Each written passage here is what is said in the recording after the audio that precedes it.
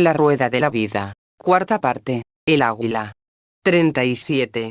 Graduación. Después de 7 años de trabajo, luchas y lágrimas, me alegró tener un buen motivo para hacer una celebración. Una luminosa tarde de julio de 1990, supervisé la magnífica inauguración oficial del Centro Elizabeth Kubler-Ross, acontecimiento que en realidad había comenzado hacía 20 años, cuando sentí el primer impulso de poseer una granja. Aunque ya veníamos utilizando las instalaciones para los seminarios, por fin habían terminado los trabajos de construcción. Al contemplar los edificios, las cabañas, e incluso la bandera de Estados Unidos ondeando fuera del centro, una parte de mí no podía creer lo que veía. Ese sueño había resistido mi divorcio, adquirido impulso cuando comencé Shantinilaya en San Diego y sobrevivido milagrosamente a mi crisis de fe con B y mi batalla con la gente de la localidad, que habrían preferido que esta vieja, a la que llamaban amante del SIDA, cogiera el primer autobús que saliera de la ciudad. Después de la bendición, impartida de modo conmovedor por mi viejo amigo Mwalimu Imara, hubo música country y espirituales negros, y suficiente comida casera para alimentar a los 500 amigos que habían acudido, algunos desde lugares tan remotos como Alaska y Nueva Zelanda. También hubo mucha conversación y puesta al día con expacientes y familiares. Fue un día maravilloso que renovó mi fe en el destino. Es cierto que no podían estar presentes todas las personas a las que había asistido en mi vida y de las que tanto había aprendido, pero solo hacía 2 meses había recibido un inolvidable recordatorio de todas ellas, y de por qué podía considerarme afortunada. Decía: querida Elizabeth, hoy es el Día de la Madre y en este día tengo muchas más esperanzas de las que tenía hace 4 años. Ayer regresé de Virginia, donde he asistido al seminario La vida, la muerte y la transición, y siento la necesidad de escribirte para decirte cómo me ha afectado. Hace 3 años murió mi hija Katie, a los 6 años, de un tumor cerebral. Poco después mi hermana me envió un ejemplar de la historia de Dewey, y las palabras que escribiste en esa hoja informativa me conmovieron profundamente. El mensaje de la oruga y la mariposa continúa dándome esperanzas y fue muy importante para mí escuchar tu mensaje el jueves pasado. Gracias por estar ahí y hablar con nosotros. Sería muy difícil enumerar todos los dones recibidos durante esa semana, pero sí quiero concretarte algunos de los dones que recibí de la vida y la muerte de mi hija. Gracias a ti, entiendo más lo que significaron la vida y muerte de mi hija. Durante toda su vida nos unieron lazos muy especiales, pero esto lo vi con más claridad durante su enfermedad y muerte. Ella me enseñó muchísimo cuando murió y continúa siendo mi maestra. Katie murió en 1986, después de una batalla de 9 meses contra un tumor maligno en el tronco encefálico. A los 5 meses de enfermedad perdió la capacidad de caminar y de hablar, pero no de comunicarse.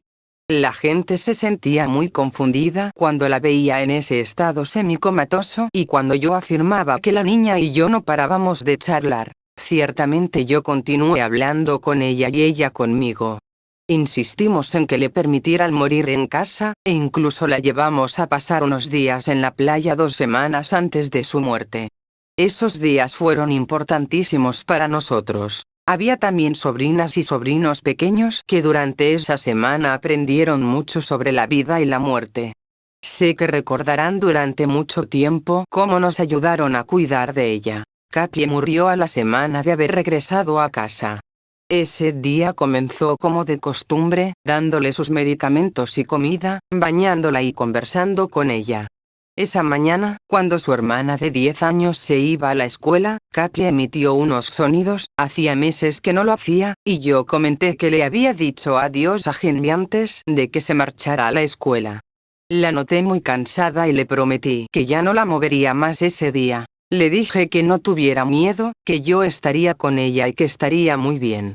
Le dije que no tenía por qué aferrarse a mí, y que cuando muriera se sentiría segura y rodeada por personas que la amaban, por ejemplo su abuelo, que había muerto hacía 2 años. Le dije que la echaríamos mucho de menos, pero que estaríamos bien. Después me senté con ella en la sala de estar. Esa tarde, cuando volvió Jenny de la escuela, la saludó y después se fue a otra habitación a hacer sus deberes. Algo me dijo que fuera a ver a Katie y comencé a limpiarle el tubo por donde se alimentaba, que estaba goteando.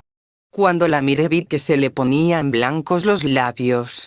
Hizo 2 inspiraciones y dejó de respirar. Le hablé. Ella cerró y abrió los ojos 2 veces, y murió.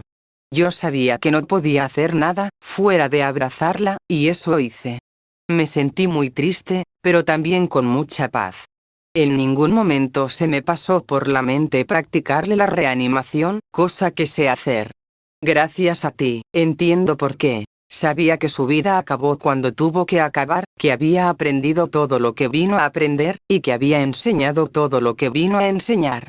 Ahora paso la mayor parte del tiempo tratando de comprender todo cuanto me enseñó durante su vida y con su muerte. Inmediatamente después de que muriera, y aún hasta hoy día, experimenté una oleada de energía y sentí deseos de escribir. Escribí durante varios días, y continúan sorprendiéndome la cantidad de energía y los mensajes que recibo. En cuanto murió me llegó el mensaje de que tengo una misión en mi vida, que vivir significa acercarse y dar a los demás. Katie vivirá eternamente, como todos nosotros. Hemos de compartir con los demás la esencia de lo que es más valioso. Amar, compartir, hablar, enriquecer la vida de otras personas, acariciar y recibir caricias. ¿Hay otra cosa que esté a la altura de estos momentos?